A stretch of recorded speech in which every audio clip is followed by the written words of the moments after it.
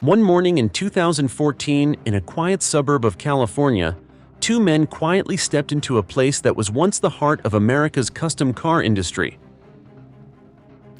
It was the garage of Boyd Coddington, the legendary master of the hot rod world. Since Boyd's sudden death in 2008, the garage had been completely sealed off, with no one daring to touch a thing. Inside, the air was thick with dust. 7 unfinished cars sat in eerie stillness, as if frozen in time. On the workbench, sketches lay faded beneath a cracked paperweight. The tools remained exactly where they had been left, as though the last hand had only just walked away yesterday. But what made both men stop in their tracks wasn't the cars. It was a locked steel cabinet and an old leather notebook, its cover scrawled with the words, "Not to be shown to anyone."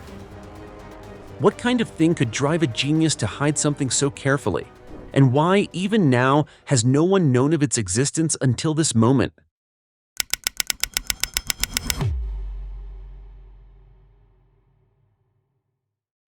Boyd Coddington was not just another name in the world of custom cars. He was the man who redefined it.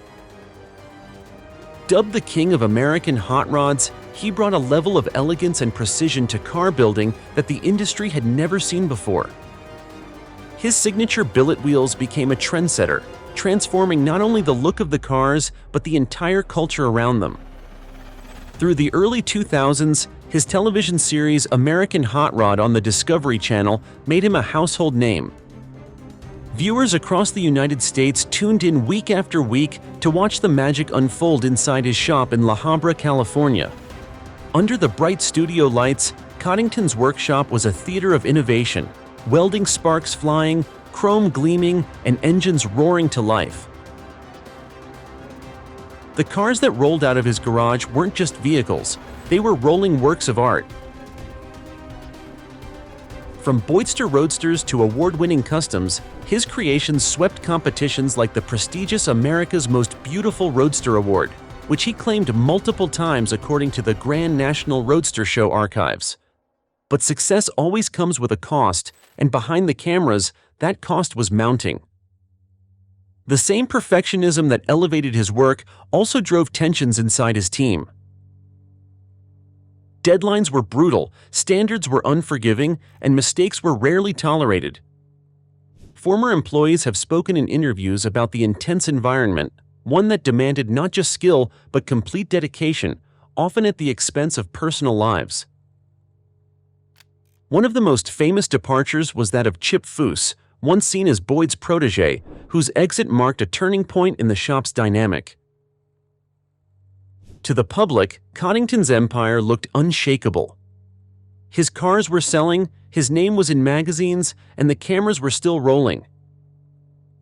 Yet beneath that polished chrome exterior, problems were beginning to take shape, problems that never made it into the glossy TV edits. Financial pressures, creative disputes, and an undercurrent of mistrust started to weave themselves into the fabric of his operation. Still, few outside the industry had any idea. The truth is, what the world saw was only part of the picture. The rest, the part that was hidden away, was locked behind closed doors. And when those doors were finally opened years later, the story they revealed was far darker than anyone had imagined. In the world of custom cars, few partnerships burned as brightly or ended as abruptly as the one between Boyd Coddington and Chip Foose. Foose wasn't just another talented designer walking through Boyd's shop doors. He was the chosen one, the man many in the industry believed would carry Boyd's torch into the next generation. Together they created some of the most breathtaking hot rods of their era, blending Boyd's vision with Foose's fresh, daring design sensibilities. For years, the two worked side by side, sketching late into the night, shaping metal with precision, and unveiling show-stopping cars that would dominate competitions and magazine covers. But as their reputations grew, so did the tension between them.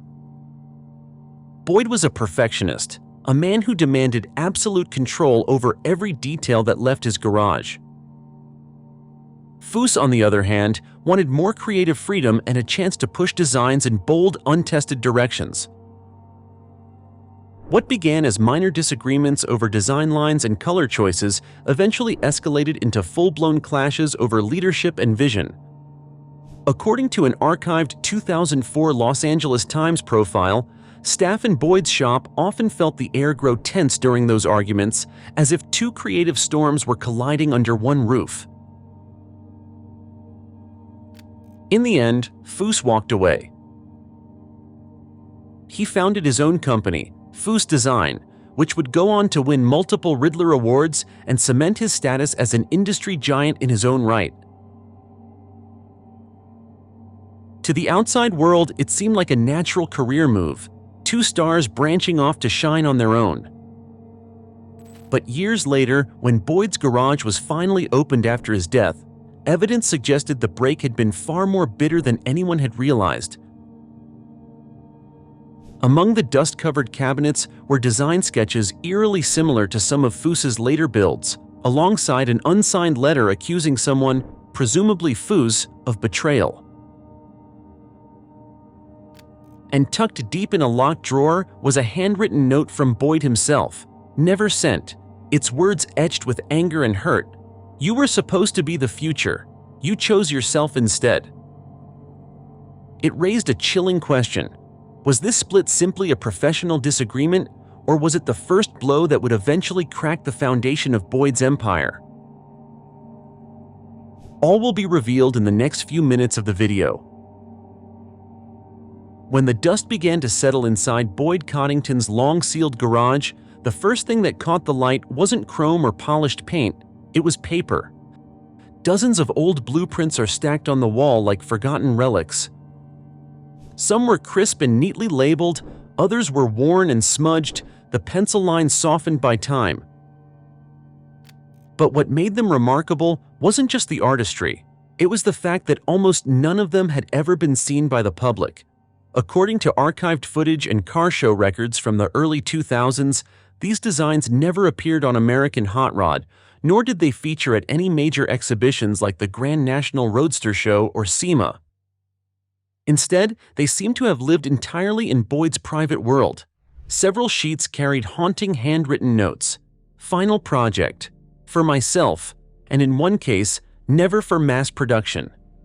Each phrase felt like a quiet rebellion against the demands of television schedules, sponsor contracts, and the constant need to outdo his last masterpiece. One design in particular stood out, a radical reinterpretation of a '32 Ford Roadster with flowing fenders and exaggerated curves that looked almost futuristic. Pinned to the corner of the page was a small post-it note in Boyd's handwriting, "Not for show. Personal vision." It was the kind of project that would have turned heads in the industry, yet it had been tucked away, hidden from the world that once celebrated every car he touched. In another tube, investigators found sketches of a low-slung coupe unlike anything in Boyd's known portfolio.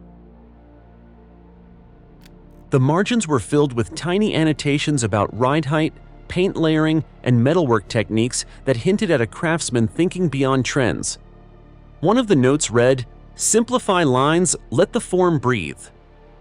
It was a stark contrast to the highly detailed, sometimes over-engineered builds that reality TV demanded from him. As the designs were laid out across the dusty workbench, a different picture of Boyd began to emerge.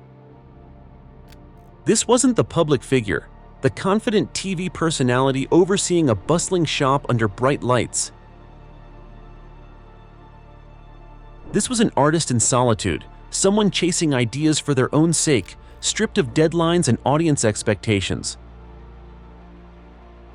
According to an interview in Hot Rod magazine shortly before his death, Boyd once admitted, "The hardest cars to build are the ones you want for yourself, because no one else gets a vote." Seeing these blueprints now, it was hard not to imagine that he had been speaking about them all along. The emotional weight of the discovery deepened when one blueprint revealed faint smears, possibly from oil-stained fingers, that trailed off mid-sketch as though he'd set down his pencil and never returned. There was no record of these projects in any business ledger or build list. It was as if they were deliberately kept off the books, existing only in Boyd's mind and in these fragile rolls of paper. For the two men who had opened the garage, the find raised more questions than answers. Why hide such ambitious work? Was Boyd planning a final act outside the glare of television? Or were these designs a form of escape, an outlet for the frustration that came from running an empire where creativity had to be packaged and sold? Whatever the truth, the blueprints told a story that the cameras never did. They revealed a man reaching back to the pure joy of creation, long before ratings, sponsors, and production schedules began to dictate his craft. And they left behind a question that still lingers. Had Boyd grown tired of the very empire he spent his life building? When the locked drawers in Boyd Coddington's garage finally creaked open, the smell of stale paper and engine oil filled the air. Inside were not just sketches and notes, but stacks of financial records, thick folders packed with invoices, receipts, and ledgers.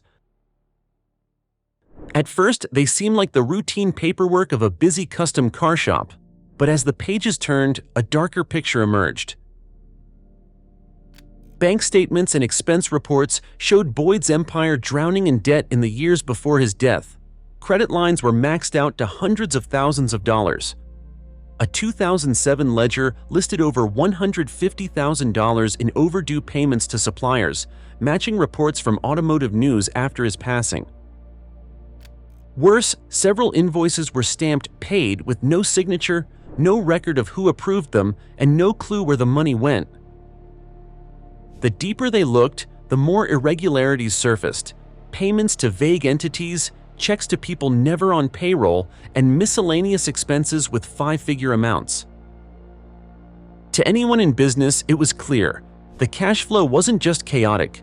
Someone might not have wanted it tracked. The contrast with the Boyd on American Hot Rod was stark. On TV, his shop bustled with over 20 employees. But payroll records told another story. By late 2007, only a handful of core workers remained. The lively shop millions saw had quietly become a skeleton crew struggling under mounting obligations. The documents also revealed lawsuits, some settled, others dismissed, over unpaid bills and disputed design rights. Court filings confirmed at least 2 vendors sued Boyd's business in 2006 to 2007, including a custom metalwork supplier who claimed he was unpaid even after his parts appeared on TV builds. What shocked the men reviewing these papers wasn't just the debt, it was the secrecy. Sponsors stayed, magazines still featured his work, and fans believed they were watching his golden years. But behind the scenes, the foundation was cracking. Among the papers was a single handwritten page titled "People I Trust," listing only 3 names. Below it, in a different pen, a note read, "If anything happens, check the accounts." Had Boyd suspected someone close was draining the business from within? Whether it was mismanagement, bad deals, or something more sinister, the possibility of exploitation lingers, like an oil stain that refuses to fade. And the question remains, was Boyd's empire sabotaged from the inside, and if so, by whom? When the heavy steel cabinet in the corner was forced open, stale, suffocating air escaped, as if the secrets inside had been trapped for years. Inside were no tools or parts, only bundles of envelopes bound with brittle rubber bands, stacks of printed emails, and a single manila folder marked in bold handwriting, "Top secret, do not show anyone." These weren't business documents. They were personal, written in Boyd Coddington's distinct blocky script, many unsigned and undated. Some were on yellow legal pads, others on company letterhead, all carrying an unmistakable tension. A clear theme emerged: suspicion. Several letters hinted that Boyd believed someone in his inner circle was plotting against him. One printed email thread from just months before his death in 2008 mentioned urgent discrepancies in account transfers and missing documents. Another letter, with no recipient named, cut straight to the point. "You have betrayed my trust, and you know it." The words were underlined twice, the pen pressing so hard it nearly tore the page. Even more unsettling was the top priority list: 5 cryptic notes: check transfers, confirm designs, secure originals, keep off the books, and most chilling, protect from them. No who, no explanation, yet combined with earlier financial records, the implication was disturbing. According to a 2008 Hot Rod magazine retrospective, Boyd was always protective of his designs, but these notes suggested something far more personal, a feeling of being hunted in his own shop. The tone wasn't just defensive, it was as if he was building a record in case something happened to him.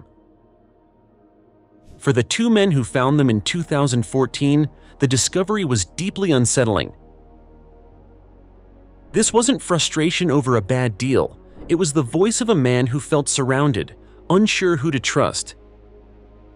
Some pages ended mid-sentence, the ink trailing off as though he'd been interrupted or stopped himself. These letters were never meant for public eyes. They were warnings, perhaps evidence, locked away for a reason, and the fact they survived, unburned and unread, makes them even more haunting. Which leaves the question, what did Boyd discover that made him hide them so carefully? And was the truth so dangerous that even in death, it remains untold? It was hidden in the back of a desk drawer, wedged between a stack of unpaid invoices and an old set of shop manuals. A leather-bound notebook, worn soft at the edges, the kind of thing that had been handled hundreds of times. The spine was cracked, the cover scuffed, but when it was opened, the words inside cut sharper than any blade. There were no dates, no neat, organized entries. Just jagged handwriting that shifted between heavy, deliberate strokes and frantic scrawls, as if Boyd Coddington had written these lines in moments of exhaustion or frustration. One passage stopped the 2 men reading in their tracks. "People only see the cars, no one sees the pressure. I can't take it anymore." The letters were pressed so hard into the page that the indentations could be felt through the paper. As they turned more pages, the journal revealed a side of Boyd that had never been captured on American Hot Rod or in any glossy magazine feature. This wasn't the confident shop owner with a crew buzzing around him. This was a man alone in his thoughts, burdened by the weight of keeping his empire alive while it slowly crumbled beneath him. He wrote of sleepless nights, of walking through the silent garage long after everyone else had gone home, wondering if the next build would be the one to break him completely. One particularly haunting entry read, "Chip wasn't the first, but he will be the last I trust." The words carried no explanation, but paired with the personal letters found earlier, they painted a chilling picture. Boyd felt surrounded not just by financial pressures, but by betrayal. It wasn't just that someone had wronged him, it was that he no longer believed there was anyone left who wouldn't. The tone of the notebook swung between bitter resignation and fleeting glimpses of hope. In one margin, a quick sketch of a roadster sat beside the words, "Build for me, not for them," as if he was still trying to hold on to the spark that had once driven him. But a few pages later, that spark dimmed again. "I built the kingdom. Now I can't stand to live in it." According to a 2008 Los Angeles Times remembrance, Boyd had been hospitalized multiple times in the months before his death, battling complications from diabetes. Reading these pages now, it was clear his health struggles were only part of the battle. His mind was waging a war of its own. The notebook wasn't just a record of thoughts, it was a map of a man's gradual isolation from the very world he had helped shape. There was no conclusion, no final note to tie it all together. The last page ended mid-sentence, the ink trailing off into nothing. Whether that was intentional or the result of being interrupted, no one knows. But for those holding the journal in their hands, it felt less like an ending and more like a sudden drop into silence. Which leaves the question hanging in the air like the echo of an unfinished sentence. Had Boyd Coddington isolated himself so completely that in the end he lost not just his empire, but himself? At the far end of the garage, beneath a thick coat of dust, sat 7 hot rods, each in a different state of incompletion. Some were nothing more than bare frames on jack stands. Others had fully formed bodies, their curves hinting at the beauty they might have become, yet frozen mid-transformation, as if time stopped the moment Boyd Coddington last stood there. Each car told its own quiet story. One was a low, aggressive coupe with sweeping fenders, far from the polished builds of his television years. Another was a stripped-down roadster, its raw metal panels still bearing the marks of hand-shaping, unpolished and honest, unlike the sponsor-ready cars fans expected. Street Rodder magazine once noted that such experimental designs rarely made it to the public, as they didn't fit the commercial image his brand had to maintain. Here, though, they stood, proof that in his final years, Boyd may have been reaching for something beyond network demands and industry trends. Minimalist interiors, unconventional arches, muted color schemes. These details suggested he was reclaiming his identity as a craftsman, not just a TV figure. Beside one unfinished build lay a torn, yellowed blueprint with an unopened envelope pinned to it. Inside was a short, heavy line. Some things are worth finishing, even if no one else understands why. Who it was meant for, or if it was ever meant to be read, remains unknown. The lack of continuity was telling. No detailed work orders, no plans for completion, no successor named. It was as if Boyd knew no one could finish them as he envisioned. In that sense, these cars became more than projects. They became memorials, monuments to ambition cut short. Boyd's legacy lives not just in chrome and horsepower, but in the paradox of his career. A man who built an empire with creativity and willpower, only to be trapped by the very machine he created. These unfinished cars stand as symbols of that tension between art and business, passion and obligation, self-expression and public expectation. As the two men walked through the silent garage, the air was heavy, not only with dust, but with the realization that these cars' final chapter had ended the same day Boyd's did. Each one was a question mark in the story of a man who shaped an industry yet left so much unsaid. And so the question lingers, was Boyd Coddington a betrayed genius or a lonely king imprisoned by his own creation?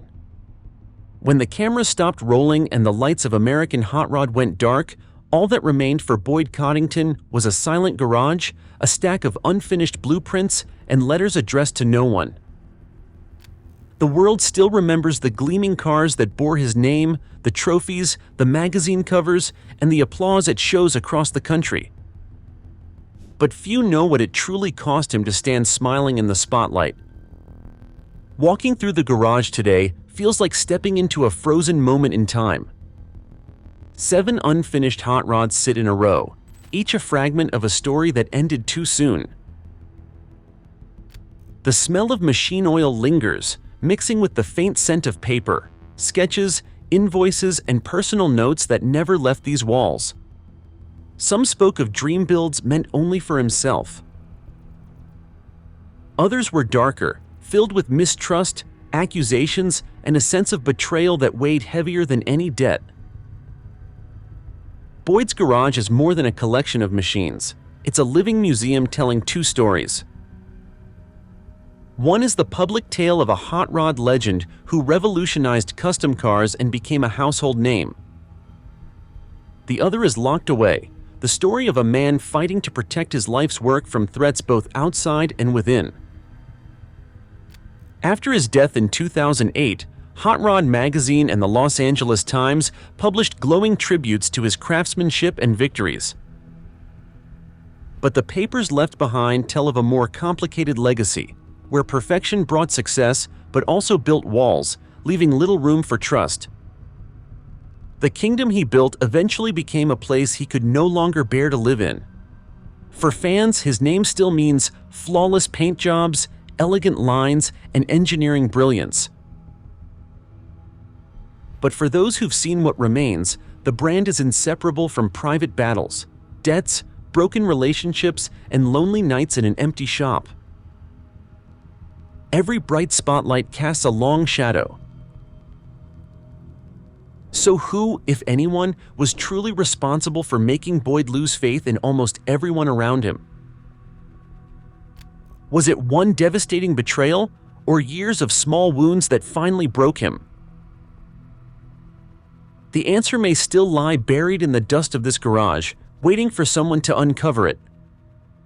What do you think? Who made Boyd Coddington lose trust in the people he once called allies? Share your thoughts below and subscribe to MindGap to discover the next hidden story.